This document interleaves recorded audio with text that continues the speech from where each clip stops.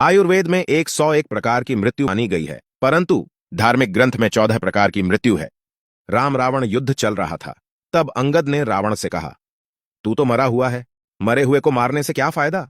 रावण बोला, मैं जीवित हूं, मरा हुआ कैसे? अंगद बोले, सिर्फ सांस लेने वालों को जीवित नहीं कहते, सांस तो लोहार की धौंकनी भी लेती है। तब अंगद ने मृत्यु के 14 प्रकार बताए। कौल कामबस कृपण विमूढ़ा, अति दरिद्र अजसी अति बूढ़ा, सदा रोग बस संतत क्रोधी, विष्णु विमुख श्रुति संत विरोधी, तनुपोषक निंदक अघानी, जीवत शव सम 14 प्राणी।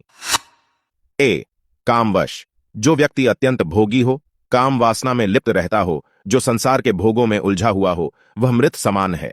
जिसके मन की इच्छाएं कभी खत्म नहीं होती और जो प्राणी सिर्फ अपनी इच्छाओं के अधीन होकर ही जीता है, वह मृत समान है। वह अध्यात्म का सेवन नहीं करता है, सदैव वासना में लीन रहता है। 2 वाममार्गी, जो व्यक्ति पूरी दुनिया से उल्टा चले, जो संसार की हर बात के पीछे नकारात्मकता खोजता हो, नियमों, परंपराओं और लोक व्यवहार के खिलाफ चलता हो, वह वाममार्गी कहलाता है। ऐसे काम करने वाले लोग मृत समान माने गए हैं। 3 कंजूस, अति कंजूस व्यक्ति भी मरा हुआ होता है। जो व्यक्ति धर्म कार्य करने में, आर्थिक रूप से किसी कल्याणकारी कार्य में हिस्सा लेने में हिचकता हो, दान करने से बचता हो, ऐसा आदमी भी मृतक समान ही है। 4 अति दरिद्र, गरीबी सबसे बड़ा श्राप है। जो व्यक्ति धन, आत्मविश्वास, सम्मान और साहस से हीन हो, वह भी मृत ही है। अत्यंत दरिद्र भी मरा हुआ है। गरीब आदमी को दुत्कारना नहीं चाहिए, क्योंकि वह पहले ही मरा हुआ होता है। दरिद्र नारायण मानकर उनकी मदद करनी चाहिए। 5 विमूढ़, अत्यंत मूढ़ यानी मूर्ख व्यक्ति भी मरा हुआ ही होता है। जिसके पास बुद्धि विवेक न हो, जो खुद निर्णय न ले सके, यानी हर काम को समझने या निर्णय लेने में किसी अन्य पर आश्रित हो, ऐसा व्यक्ति भी जीवित होते हुए मृतक समान ही है। मूढ़ अध्यात्म को नहीं समझता।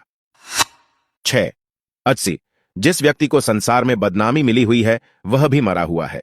जो घर परिवार, कुटुंब, समाज, नगर, राष्ट्र किसी भी इकाई में सम्मान नहीं पाता, वह व्यक्ति भी मृत समान ही होता है।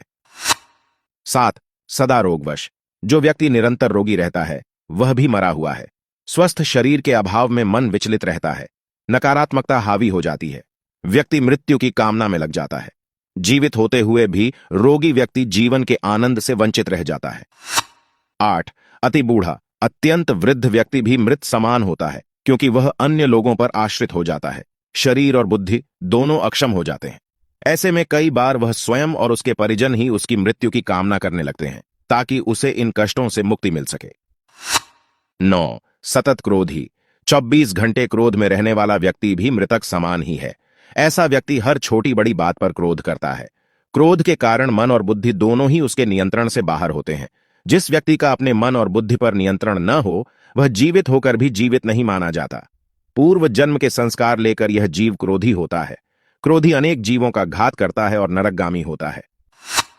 10 अघखानी, जो व्यक्ति पाप कर्मों से अर्जित धन से अपना और परिवार का पालन पोषण करता है, वह व्यक्ति भी मृत समान ही है।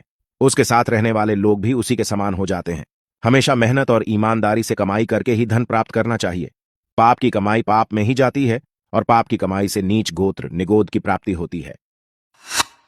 11 तनुपोषक, ऐसा व्यक्ति जो पूरी तरह से आत्मसंतुष्टि और खुद के स्वार्थों के लिए ही जीता है, संसार के किसी अन्य प्राणी के लिए उसके मन में कोई संवेदना न हो, ऐसा व्यक्ति भी मृतक समान ही है।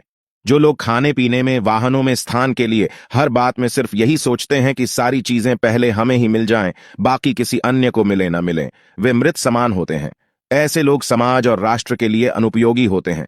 शरीर को अपना मानकर उसमें रत रहना मूर्खता है, क्योंकि यह शरीर विनाशी है, नष्ट होने वाला है।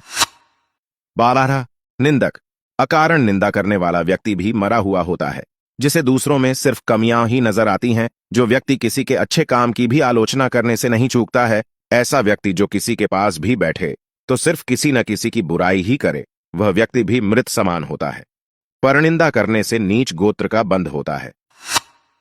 13 परमात्म विमुख, जो व्यक्ति ईश्वर यानी परमात्मा का विरोधी है, वह भी मृत समान है।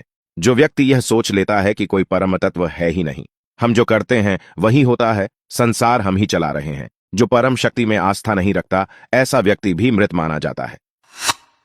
14 श्रुति संत विरोधी, जो संत, ग्रंथ, पुराणों का विरोधी है, वह भी मृत समान है।